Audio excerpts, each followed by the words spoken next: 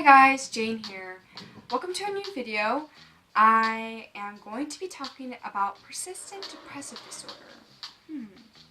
I wonder what persistent depressive disorder is. Let's find out. Now the thing is, before you watch this video, I highly advise you guys to watch the Major Depressive Disorder video that's on the link right here. So please click on that card first if you haven't watched that, because I explain extensively about the symptoms, medications, psychotherapy, and risk factors, and all of that information in that video. Therefore, this video might not be as comprehensive as the MDD video that I made.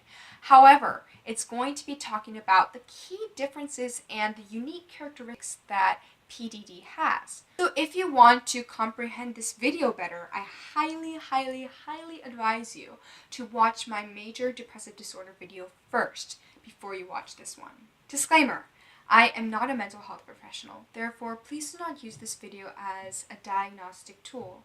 This is just an educational video that is designed to inform the general public about what PDD is.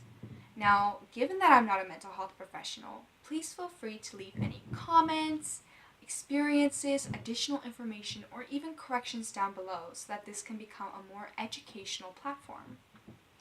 Now, even though I'm not a mental health professional, I have done extensive research on this topic. Therefore, if you want to still confirm the validity of my research, please click on the links down below so that you can see all the sources that I have used in my research. Now, given that there's so much information about this topic, I can't possibly cover everything in this video. Therefore, if you want to learn more, once again, please click on the links down below or feel free to research yourself. So what is persistent depressive disorder? It is also known as dysthymia. Many people in the past referred to it as dysthymia, but now in the DSM-5 it has been officially named as persistent depressive disorder. So multiple names for this disorder can be persistent depressive disorder, dysthymia, or PDD. PDD is characterized by a low-level depression that is not as severe in intensity such as the major depressive disorder, but it may be longer lasting than major depressive disorder. So what are the signs and symptoms, and how does one get diagnosed with this disorder? Number one, the individual must have a depressed mood for most of the day, and this depressive mood must last for at least 2 years. That is the criteria for adults. But if the individual is a child or an adolescent, it's 1 year. Number two, there must be a presence of 2 or more of the following symptoms. Number one, prolonged sadness or depressive mood, insomnia or hypersomnia, low energy or fatigue, difficulty concentrating and making decisions, feelings of hopelessness, poor appetite or overeating. All of those symptoms are super duper similar to major depressive disorder. If you guys want to find out more in depth about the symptoms of depression, please, I highly recommend you to watch my Major Depressive Disorder video first, because you will get a more in-depth analysis of all these symptoms, because I break them down one by one and I tell you guys how that symptom might manifest in an individual. So if you guys want to learn more about the symptoms and what they're actually like, please go watch my Major Depressive Disorder video first. Number three, during the 2-year period for adults and 1-year period for child and adolescents, the individual has never been without the symptoms for more than 2 months. Now, what does this even mean? Well, this sort of state is called euthymia. Now, euthymia kind of means good mood, good feelings. It's just kind of normal, just the normal baseline. In PDD, it is definitely possible that the individual is at their baseline mood. They're completely normal and they're completely fine. However, this kind of feeling cannot last for more than 2 months. Number four, there have never been any manic or hypomanic episodes in this individual. The reason why they want to rule out mania or hypomania is because they want to rule out all the disorders in the bipolar spectrum, which include bipolar type 1, type 2, cyclothymia, and they want to rule out all three of those in order to accurately say that, oh, this is just unipolar depression, not bipolar. Number 5, the symptoms that an individual experiences cannot be due to any other causes, such as substance use, another medical condition. All these other causes must be ruled out first in order to diagnose someone with PDD. 6 is that the symptoms must have a significant impairment or distress upon that individual, and these symptoms must also affect various aspects of one's life, such as social life, home life, professional life, school life, and all other areas of their lives.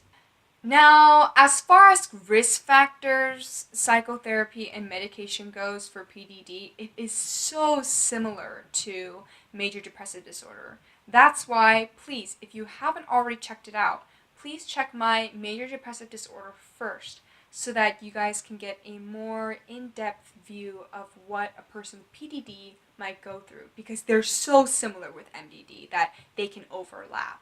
So what are some complications that a person with PDD are up against? Well, the major risk that they have is that they can develop MDD in the future. The reason why is that PDD is so similar that they're already predisposed to having major depressive disorder, which leads me to my second complication, which is they can have a higher risk of feeling suicidal or even attempting suicide. So this is definitely a huge deal. Just because their symptoms might not be as severe in intensity, that doesn't mean that it's not as serious as MDD. Some of the other complications that an individual with PDD might face is substance abuse, relationship problems, school and work difficulties, and they are more predisposed in developing personality disorders or any other mental disorders for that matter. Now, what are some statistics of PDD? Data from NIMH shows that PDD can affect approximately 11.2% of 13 to 18-year-olds at some point during their lives.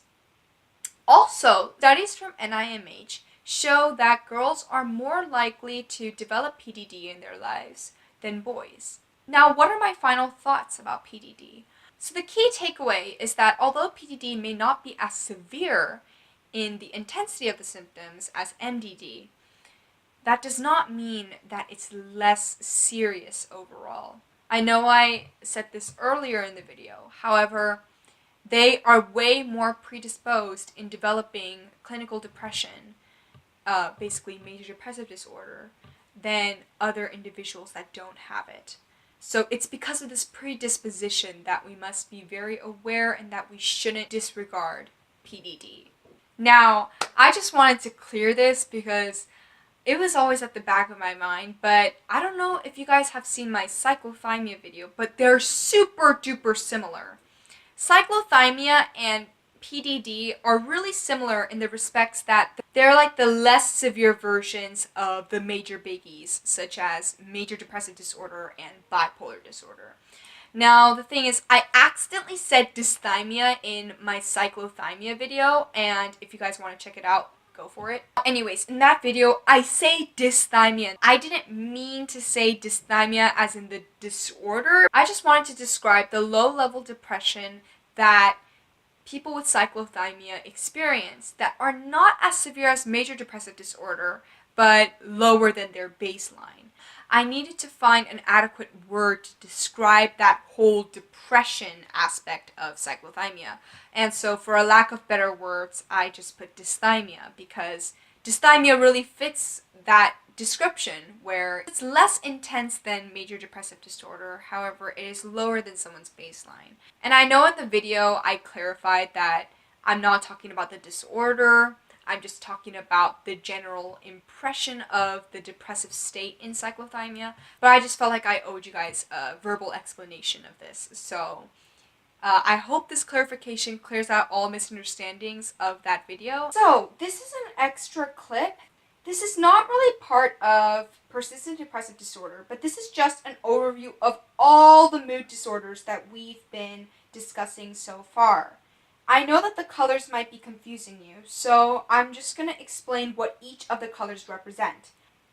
The red line represents major depressive disorder, also known as clinical depression. Now, the light green line, I know it's kind of hard to see, but that represents persistent depressive disorder.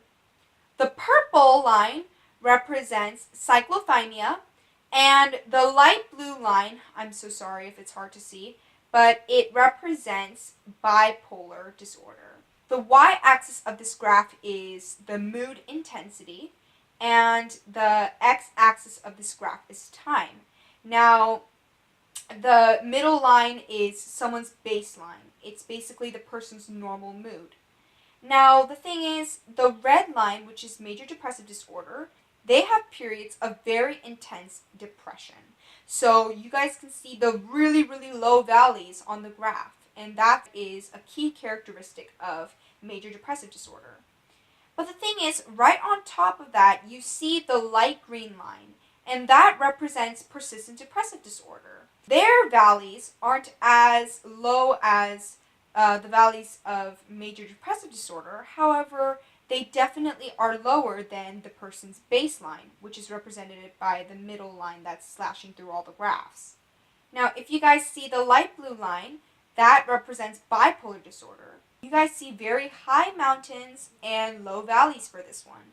And it's because they experience mania and major depression. Both of them are the severe forms of mood. Now, right below that, you can see a purple line, which represents cyclothymia. Now, they definitely do have their ups and downs, and they are definitely deviating from the baseline.